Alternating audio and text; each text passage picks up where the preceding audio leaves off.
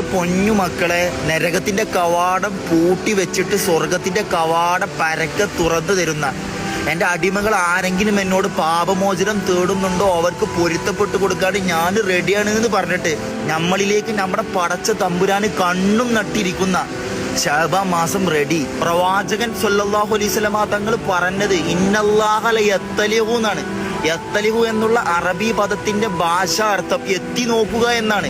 അതായത് പടച്ച തമ്പുരാന് ഇന്റെ അടിമകളിൽ ആരെങ്കിലും എന്നോട് ഈ മാസം പാപമോചനം തേടുന്നുണ്ടോ അവന് പൊരുത്തപ്പെട്ട് കൊടുക്കാൻ ഞാൻ റെഡിയാണ് എന്ന് പറഞ്ഞിട്ട് നോക്കി നിൽക്കുന്ന ശഅബാൻ മാസം നമ്മളെ മുമ്പിൽ വന്ന് നിന്നിട്ടും മക്കളെ അത് ഉപയോഗപ്പെടുത്തിയില്ലെങ്കിൽ പക്ക സീറോ ആയിരിക്കട്ടോ. ഈ ശഅബാൻ പോട്ടെ, അടുത്ത ശഅബാനിൽ നോക്കാന്ന് പറയണവരോട് കഴിഞ്ഞ ശഅബാനിൽ ജീവിച്ചിരുന്നവരൊക്കെ നമ്മളെ കൂടെ ഉണ്ടോയെന്നും ചിന്തിച്ച് നോക്കിയാൽ മതി.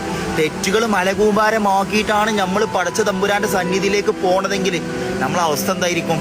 കാരണം നമ്മളൊക്കെ മനുഷ്യന്മാരാണ്. അതുകൊണ്ട് നമ്മളിത് തെറ്റുകൾ സംഭവിച്ചു പോകും. അതുകൊണ്ട് ഈ മാസത്തിന് വല്ലാത്തൊരു പവറുണ്ട്. റമദാൻ മാസം കഴിഞ്ഞാൽ റമദാനായിട്ട് മാറ്റി വെച്ചാൽ പ്രവാചകൻ സല്ലല്ലാഹു അലൈഹി വസല്ലമ തങ്ങൾ മാസങ്ങളിൽ ഏറ്റവും കൂടുതൽ നോമ്പനുഷ്ഠിച്ച മാസം ഈ ശഅബാൻ മാസമാണ്. വിട്ട് കളയല്ലേ മക്കളെ. കിട്ടിയ അവസരം എത്രത്തോളം മുതലാക്കാൻ പറ്റുമോ അത്രത്തോളം മുതലാക്കിക്കോളി. അതുകൊണ്ട് പ്രവാചകൻ സല്ലല്ലാഹു അലൈഹി വസല്ലം